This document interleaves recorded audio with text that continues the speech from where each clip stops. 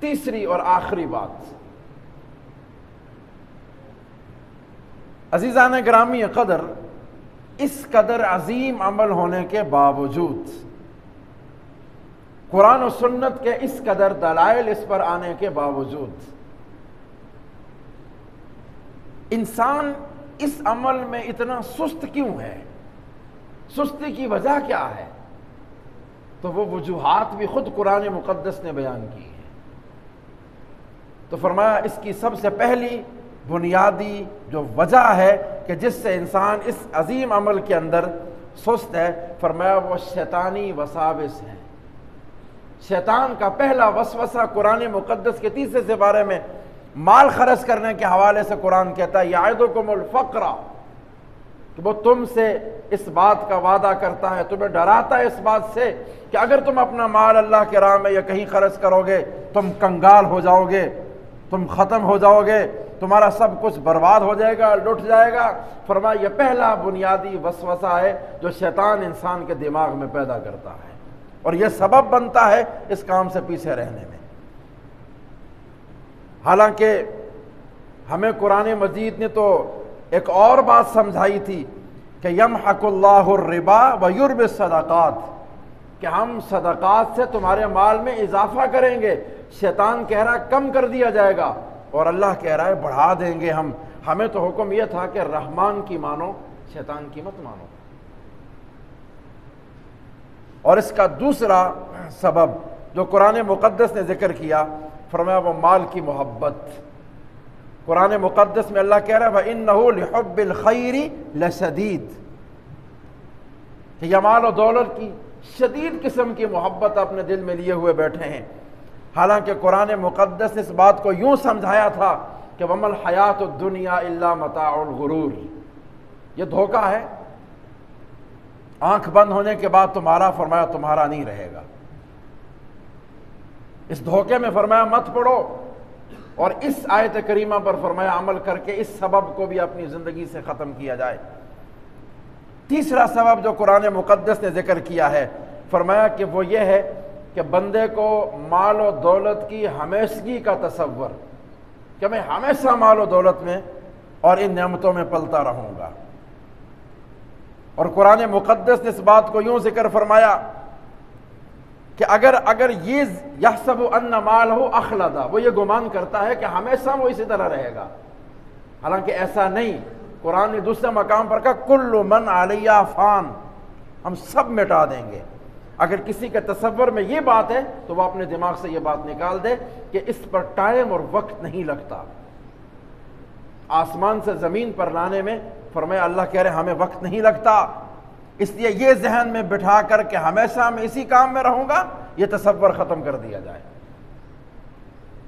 یہ وہ چند اسباب جو ذکر کیے ہیں خود قرآن مجید نے کہ اتنے عظیم عمل کے اندر سستی کی وجوہات یہ ہے۔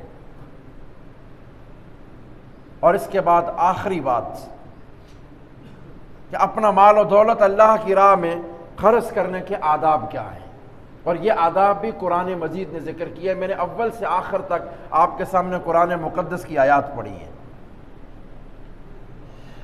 مال و دولت اللہ کی راہ میں خرچ کرنے کا پہلا بنیادی ادب یہ ذکر کیا ہے قرآن نے کہ ثابت قدمی ہونی چاہیے بندے کے اندر۔ قرآن کہتا ہے وَتَثْبِيتًا مِّنْ أَنفُسِهِمْ، اپنے اندر ثابت قدمی لے کر آؤ۔ شیطان بھی ڈگمگائے گا اور اپنا نفس بھی ورغلائے گا، اور ہو سکتا ہے کہ کوئی انسان بھی ڈرائے گا یہ کام مت کرو۔ تو اللہ کہہ رہا ہے کہ پہلا ادب یہی ہے کہ وَتَثْبِيتًا مِّنْ أَنفُسِهِمْ، کرنا چاہتے ہو ثابت قدم بن جاؤ۔ ایک طرف ہم ہیں اور ایک طرف فرمایا یہ ہیں، اور کس کے ساتھ مقابلہ ہے؟ فرمایا تم اللہ کی ذات کو سامنے رکھو۔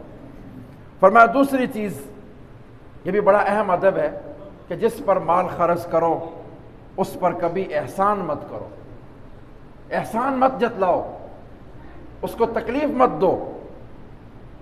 قرآن مقدس نے اس بات کو یوں ذکر فرمایا یا ایھا الذین آمنوا لا تبطلوا صدقاتکم بالمن والاذی، اے ایمان والو اپنے صدقات کو، اپنے عطیات کو برباد مت کرو، دینے کے بعد احسان جتلا کر، دینے کے بعد دوسرے کو اذیت دے کر کہ ہم ہیں جو آپ پر خرچ کر رہے ہیں، ہماری وجہ سے آپ کا گھر چل رہا ہے، ہماری وجہ سے آپ کے معاملات چل رہے ہیں، فرمایا ایسا کر کے اپنے مال کو کبھی برباد مت کرنا، وہ ہمارے کسی کھاتے کا نہیں ہے فرمایا۔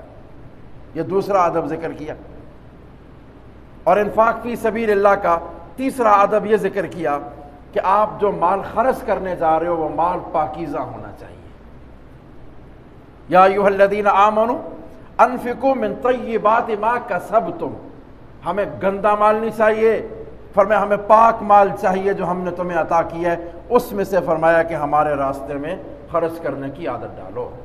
یہ تیسرا اور بڑا اہم ادب جو قرآن مجید نے ذکر کیا ہے۔ اور اس کا چوتھا ادب یہ بھی بڑا قابل غور ہے، فرمایا مال خرچ کرو لیکن زائد از ضرورت جو ہو، جو آپ کی ضروریات زندگی سے متعلق ہے، فرمایا ہم وہ نہیں مانگتے آپ سے۔ یہ نہ ہو کہ تم اپنا سارا کچھ نکال کے دے دو اور اتنا ہاتھ پھیلا دو کہ کل خود ہاتھ پھیلا کے مانگنا پڑ جائے۔ فرمایا ایسے کی ہمیں ضرورت نہیں ہے۔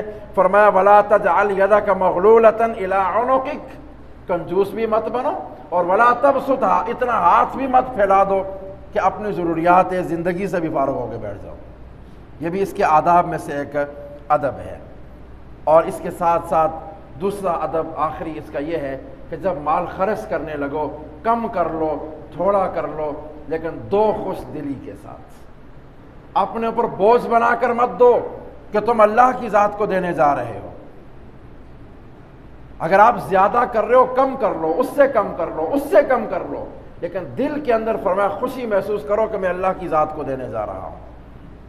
اور قرآن مجید کی ذات نے، قرآن مجید میں اللہ رب العزت کی ذات نے اس بات کو یوں ذکر کیا وَلَا يُنْفِقُونَ إِلَّا وَهُمْ كَارِهُونَ، کہ ناپسندیدگی کے ساتھ کیوں خرچ کرتے ہو، مجبوری سمجھ کر کیوں خرچ کرتے ہو؟